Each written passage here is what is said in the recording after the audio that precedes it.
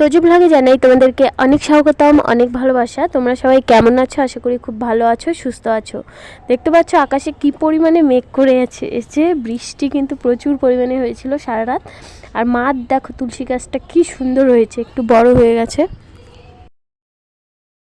টাও দেখো কতটা বড় হয়ে গেছে, এই গাছগুলো মানে আঁকড়ে ধরে আর কি, না হলে অসুবিধা। আর এদিকে দেখো করলা গাছগুলো কতটা বড় হয়ে গেছে, জানি না শেষ অবধি হবে কিনা, কিন্তু অনেকটাই বড় হয়ে গেছে। আর মা একটা দেখো কোথা থেকে লাউ গাছ এনেছে, সেটাও লাগিয়ে দেওয়া হয়েছে আর কি।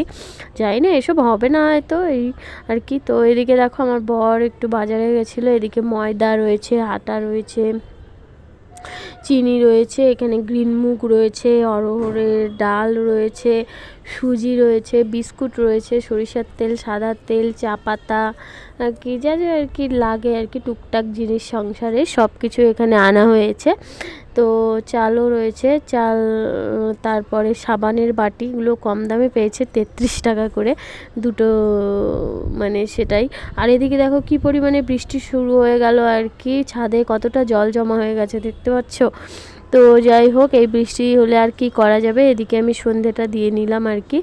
তো আমার শেয়ার করতে খুব ভালো লাগে ঠাকুর, ভগবান, তারপরে আর তোমাদেরকেও ভালো। আর আমি তো ভগবানকে খুব খুব খুব ভালোবাসি, আর ভগবানের উপর আমার প্রচুর পরিমাণে বিশ্বাস রয়েছে। আমার জীবনে না এত পরিমাণে ঝড় গেছে, তোমাদেরকে আমি কি বলবো।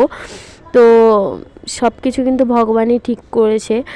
আর এদিকে দেখো আমার ভাই স্যালারি পেয়ে নিয়ে নিল নতুন ফোন, ওর কাছে বড় ফোন ছিল না। তো দেখো পোকো ফোন নিয়েছে, এটার দাম নিয়েছে 10,000 টাকা। তো ফোনটা কেমন হয়েছে অবশ্যই জানিও, আমার ফোন সম্বন্ধে অত জ্ঞান নেই।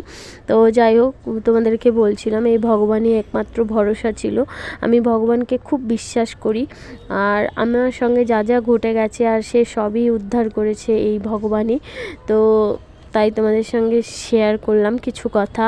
আর এদিকে দেখো আমার পুজো হয়ে গেছে, আমার ডিউটি আছে 12:15 থেকে, তো একটু আগে বেরোতে হবে কারণ একটু সময় লাগে। আর এদিকে দেখো আমি একটা ঘড়ি অর্ডার দিয়েছিলাম, যেখানে ডিউটিতে যাই আর কি, ওখানে লাগে আর কি, মানে টাইম দেখতে খুব অসুবিধা হয়, তো সেই কারণেই আর কি নেওয়া, টাইম দেখার জন্য। আর তোজো বললো মা আমি আনবক্সিং করব, তুমি হচ্ছে ভিডিওটা করো। যদিও বা আনবক্সিং আগেই হয়ে গেছে, কারণ আমি ডিউটিতে ছিলাম, ভাইরা নিয়েছিল মোবাইলটা।